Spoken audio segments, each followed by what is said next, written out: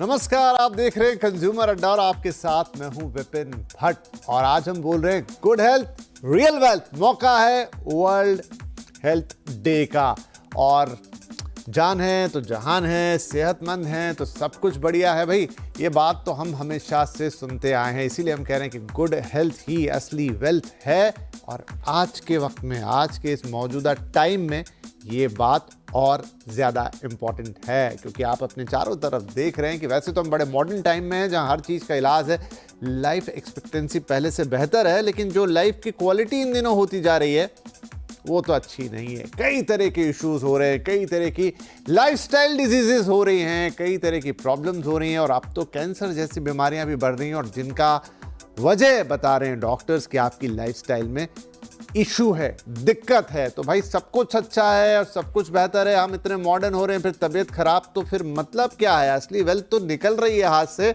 इसको इंटैक्ट रखना है तो क्यों ना इस बड़े दिन पर, इस बड़े मौके पर जरा अपनी असली वेल्थ की बात कर ली जाए, अपनी हेल्थ की बात कर ली जाए। तो आज यही बातें हम करेंगे और वो बातें करने के लिए हमने 3 खास मेहमानों को हमारे साथ आमंत्रित किया है। कार्यक्रम में शामिल हो रहे हैं फोर्टिस हॉस्पिटल के डायरेक्टर कार्डियोलॉजी डॉक्टर विशाल रस्तोगी, न्यूट्री हेल्थ की फाउंडर डॉक्टर शिखा शर्मा और साइटे केयर हॉस्पिटल के senior consultant internal medicine doctor Suhas MS। आप तीनों का ही बहुत बहुत स्वागत है।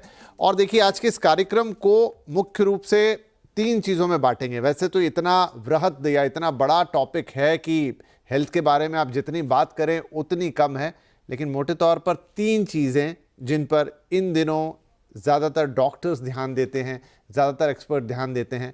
पहला है भोजन, दूसरा है एक्सरसाइज और तीसरी है नींद। अगर ये 3 चीज़ें सध गई तो आपका स्वास्थ्य अच्छा रहेगा।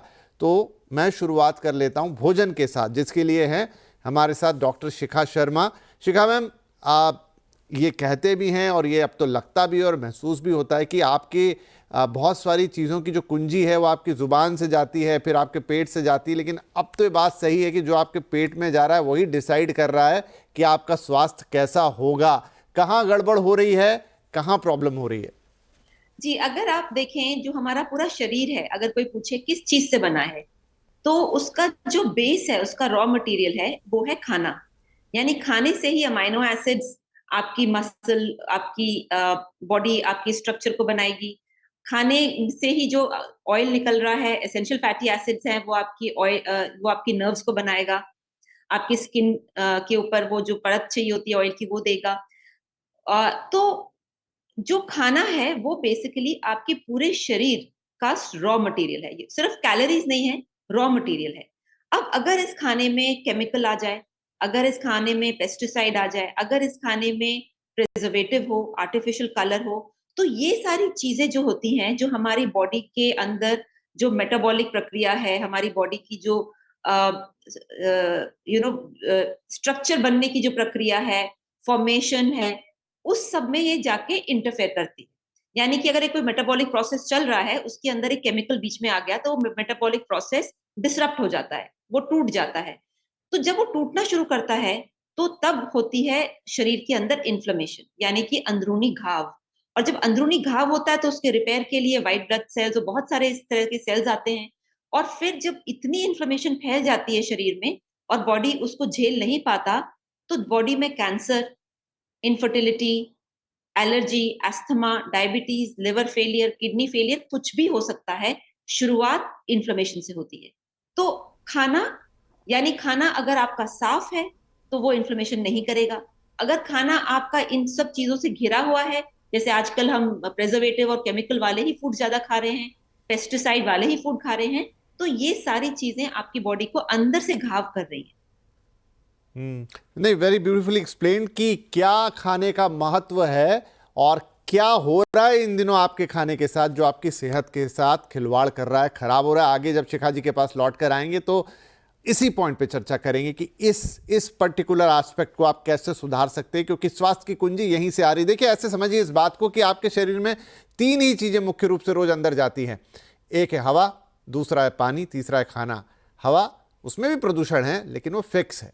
पानी, प्रदूषण उसमें भी है पर वो फिक्स है कंपाउंड के तौर पे। लेकिन खाना, वहाँ वैरायटी है। हवा और पानी को आप बहुत ज़्यादा वैसे भी शायद बदल ना पाएँ अपने हिसाब से, लेकिन खाने पे पूरा कंट्रोल ला सकते हैं, और ये खाना आपको डेली बेसिस पर बनाता है, क्रिएट करता है आपकी बॉडी को। आगे और बात करेंगे। दूसरी चीज़ है व्यायाम या एक्सरसाइज। ये खाने जितना ही इंपॉर्टेंट है। डॉक्टर रस्तोगी, बहुत सारी रिपोर्ट्स आती हैं, हम बहुत बात करते हैं, हफ्ते में इतनी एक्सरसाइज कर लीजिए, उतना कर लीजिए, वीकेंड पे ऐसा कर लीजिए, उतना कर लीजिए, लेकिन एक एक्सरसाइज को हेल्थ के साथ हम कैसे जोड़ें, और क्या एक्सरसाइज ना करते हुए भी हमारी दिनचर्या में कहीं कुछ ऐसा रहता है जिससे हम माने कि एक्सरसाइज हो रही है, या फिर आपको अलग से निकल कर 10-15 मिनट, आधा घंटा, और जिसे आप कहते हैं व्यायाम या एक्सरसाइज, वो करना ही ज़रूरी है? तो विपिन जी, ये बहुत ही कॉमन इशू है कि लोग कहते हैं कि हमारे को टाइम ही नहीं मिलता क्योंकि हम बहुत बिजी हैं और हम एक्सरसाइज नहीं कर सकते।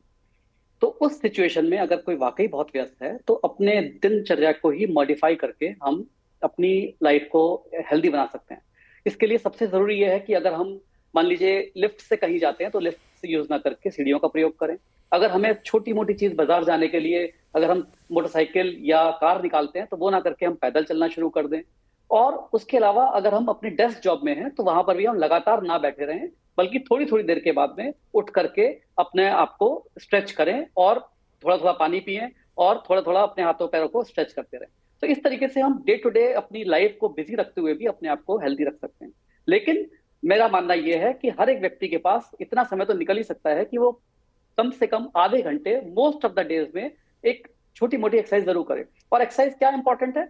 सिंपल एक्सरसाइज करनी है, कोई हमें बहुत एक्सोटिक चीजें नहीं करनी, कोई जिम जाने की जरूरत नहीं है, कोई बहुत ज्यादा अच्छे इक्विपमेंट की जरूरत नहीं है। हमें सिंपल, अगर हम वॉकिंग कर सकते हैं, अगर हम ब्रिस्क वॉक कर सकते हैं, जॉगिंग कर सकते हैं, अगर हम कोई आउटडोर गेम खेल सकते हैं, इस तरह की अपनी कोई अच्छी हैबिट बना सकते हैं, तो ये बहुत ही हेल्थ के लिए अच्छा रहता है। इसके अलावा हमें हफ्ते में 2 बार कम से कम स्ट्रेंथ ट्रेनिंग भी करनी चाहिए, जिसमें हम बहुत हैवी मसल बिल्डिंग एक्सरसाइज ना करके केवल 5 किलो 10 किलो के डंबल से थोड़ा बहुत अपनी मसल्स को स्ट्रेंथन करें। तो इस तरीके से हम ओवरऑल अपनी सेहत का ध्यान रख सकते हैं।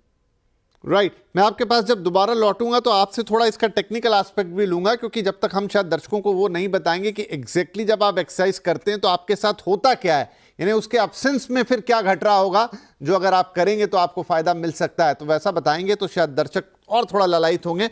लेकिन अब तीसरा एस्पेक्ट जो कि है तो बहुत महत्वपूर्ण, ऑलमोस्ट खाने और एक्सरसाइज जितना ही है, लेकिन सबसे ज्यादा निगलेक्टेड है। हमें लगता है कि कोई दिक्कत ही नहीं है इसके साथ और ये तो चलता है जैसे चाहें वैसे चलाएं, वो है नींद।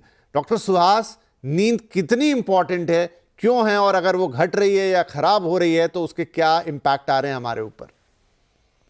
नमस्ते। तो आजकल आप देख सकते हैं आईटी प्रोफेशनल्स जो है तो हमारे पास आते कुछ कारण से, हेल्थ इश्यू से। तो जनरल हेल्थ चेक जब करते हैं तो हम देखते हैं कि वेरिएशन है उनके ब्लड प्रेशर्स में, वेरिएशन है उनके कोलेस्ट्रॉल में, और वेरिएशन है उनके शुगर्स में। और वो लोग बहुत ही यंग इंडिविजुअल्स हैं। तो ये कारण क्या है, हम जब पता लगाते हैं तो मोस्ट इम्पॉर्टेंट चीज़ है नींद। तो वो लॉट ऑफ देम वो क्या करते हैं, नाइट शिफ्ट्स में जो ज़्यादा काम करते हैं, लेट नाइट वर्क करते हैं, डे टाइम सोते हैं, उनके क्या होता है बॉडी में सर्कैडियन रिदम करके रहता है, तो वो ऊपर नीचे हो जाता है। तो उसके कारण से क्या होता है, तो अर्ली एज, तो यंग एज में आपको ये सभी चेंजेस देखने को मिलता है। और जो चीज़ वो हार्मोन जो बोलते हैं मेलाटोनिन, तो वो भी काफ़ी आवश्यक है।